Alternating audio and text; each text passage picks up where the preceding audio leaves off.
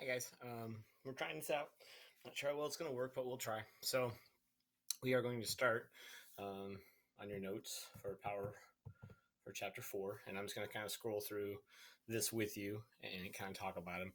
And it's not Chapter 4 for you guys; it's atomic structure, which would be Chapter 14 for you guys. So don't worry about that part. So the deal is this: just follow along, and hopefully you can do okay. You can pause it whenever you need to pause it, and make sure everything's going to be what you need to be. All right, if we get interrupted by my kids or something like that, it's okay too. I'm just learning how to do this. You're learning how to do this, so we'll be okay. So let's start with some basic stuff about the atom, because what we're doing is we're looking for the left side of that big chart I talked about. We talked about matter going broken down into compounds and elements and atoms, and that's where we're at right now. We're going to figure out what atoms actually are. So originally, all right, no one had an idea about what they actually were. They just had this thought that things kept getting smaller and smaller and smaller, and if they could figure out where they went smaller and smaller and smaller to, they could figure out what made up all the stuff that we had. So these guys, Democritus and Leucippus, all right, Greek philosophers, first had this idea a long time ago, and they got this idea from looking at sand, trying to figure out if we can cut it smaller and smaller and smaller. And so the word atom comes from the word atomos. And the word atomos simply means that it's not able to be cut. It's the smallest piece you can possibly have. Now, again, we know about protons, neutrons, and electrons. They did not. Okay. So then other Greek philosophers came through. All right. This thing would go over here. All right.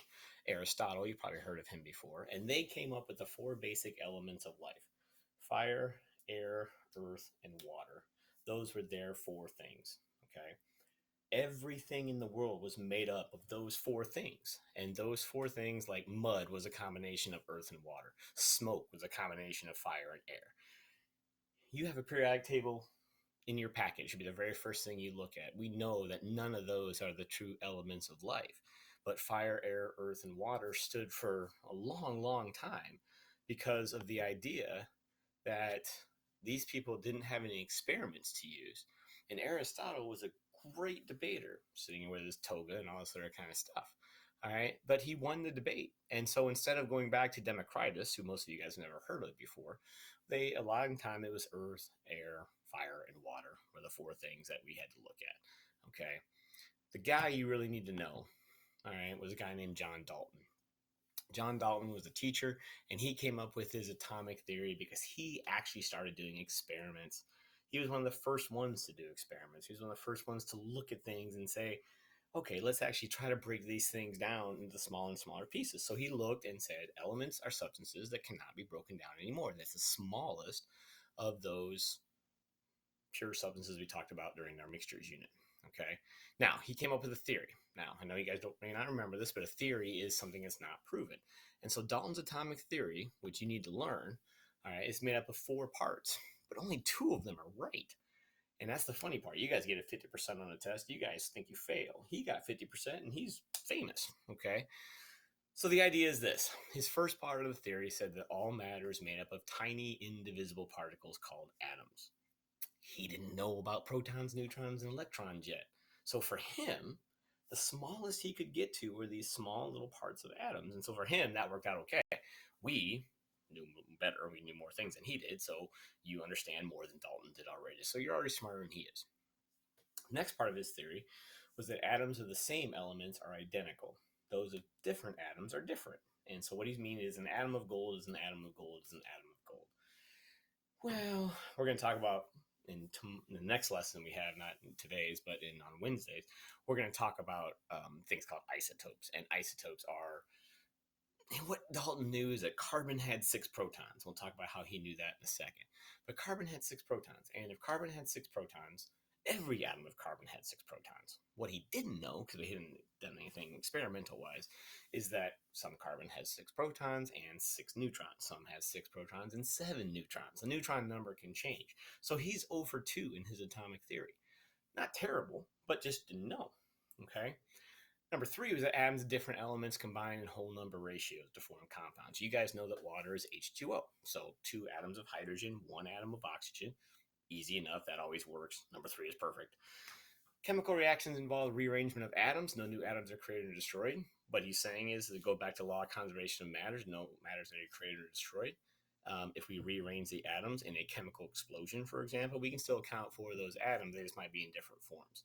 Okay, now you don't need all the stuff that's in here, so we're going to skip ahead a little bit. We go to this kind of stuff. And now we're going to talk about how we figured out certain parts of the atom. One of my favorite scientists was a guy named J.J. Thomson. Now, going off of what Dalton was studying, these people wanted to look and see what exactly was inside an atom. Dalton's studies had all pretty much gotten rid of Aristotle's earth, air, wind, and fire sort of thing.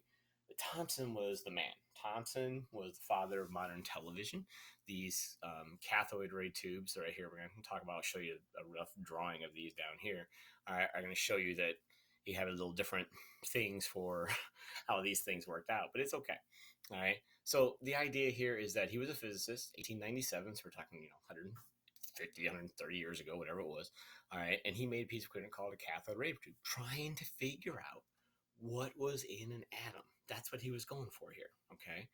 Now he didn't really know. So here is his cathode ray tube. He put this on the side and he had like a big battery right here. And you guys know batteries have a negative end and a positive end. Now, he was going to shoot atoms through there. Hopefully, you guys in middle school learned that electrons float around the outside and that protons and things like that were in the inside. If you don't remember that, it's okay. We'll go over it and review it again here coming up in the next lesson probably. But the idea of Thomson's experiment was that he was going to shoot atoms through this thing, through the voltage source, all right, and turning on the battery, making it have an electric field. And so when he did that, okay, I'm trying to show you this picture here. When he did that, and the things went from this side to this side, and he added a positive charge here and negative charge here, all of the atoms were attracted to here. Now, you may not know why, but if you think about magnets, how opposite poles of the magnet are always attracted to each other, it makes sense that the negative outside part of the atom, the part that you guys should learn in middle school, should be attracted to this side. Thomson had no idea what he found. So he flipped these and switched them, put the positive down here and the negative down here, and this entire experiment went to the other side. Okay? And so he used, all right, coming down to this side, little slide right here, all right, is he used many different metals and gases, but the beam always did the same thing. Okay? Always did the same way. And so Thomson, in his infinite wisdom, knew he had something. Knew that inside this atom, which Dalton thought was indivisible of any kind, had these negative particles. And we thought, hey, this might work out. We had these negative things to charge the other side. And so what he came up with was the very first actual model of an atom. Found the electron, couldn't find anything that was positive for a while. Now we'll talk about this later on. But atoms themselves are neutral. Positive and negative things are always the same. And so the idea is Thomson had no idea about the positive thing. We'll talk about Rutherford's experiment coming up in a second here. But he found the negative particles. He knew there was something negative in there. Okay. Knew somehow there's positive things. Everybody's got to find them. But he had this idea of a plum pudding model that they were all mixed up. Now, you guys have no idea what plum pudding is. It's just a really, really thick pudding that they used to serve in England during Christmas time. Okay. But this was his thought, that you had all of these negative particles all around this, atom as we went through here. Now, this guy Millikan, you don't need to know this experiment at all, but Millikan's contribution to this is going to be the neutron. And what Millikan figured out, and this is sort of kind of out of order a little bit, again, I make these slides, but the idea that Millikan figured out was that protons and neutrons both existed. We'll come back and talk about that in a second. Okay, so we'll figure out how that kind of stuff worked out. Okay, here's the next guy we got to talk about. All right, a guy named Ernest Rutherford, another English physicist, about 13 years or so after Thomson started doing all this kind of stuff. He loved Thomson's model. They actually worked together. All right, and he believed that this negative particle, he believed everything that went in there. So he believed that this plum pudding model was right. And he wanted to see how big these electrons were in there and all these other kind of stuff. So he used radioactivity. Now, here's the negative thing. You guys don't know anything about radioactivity yet. Okay? Not at all. And it's okay. All right? He used things called alpha particles, positively charged pieces given off by uranium. Uranium gives off some nasty things here. But all you need to realize is that alpha particles work to the exact opposite of the electrons or the things that Thomson was finding. Okay? they would get reverse results inside Thomson's cathode ray tubes. Remember, they worked together, so it was okay. All right. So these positive pieces were done, and then he wanted to shoot them through gold foil, and I mean tiny gold foil, the thinnest thing, like a few atoms thick. All right. And he thought that he could shoot these things through. All right. This gold foil. And here's a picture of his like gold foil experiment right here.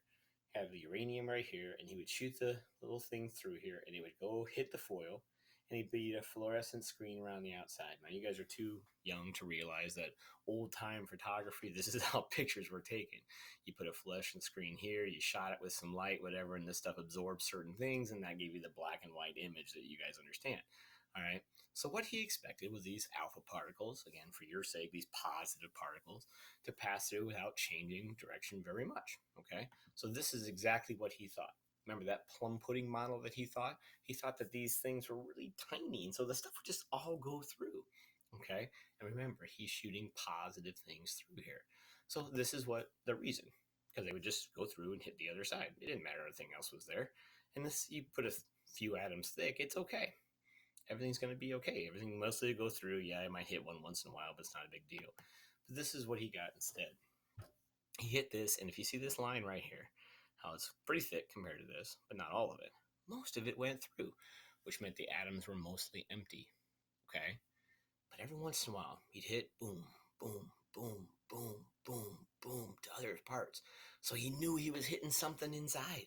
Now remember, he's shooting positive things through. If all he is hitting is negative particles, they would just stick together, no big deal. All right? But he said, okay, this is what we have to figure out. What is he hitting?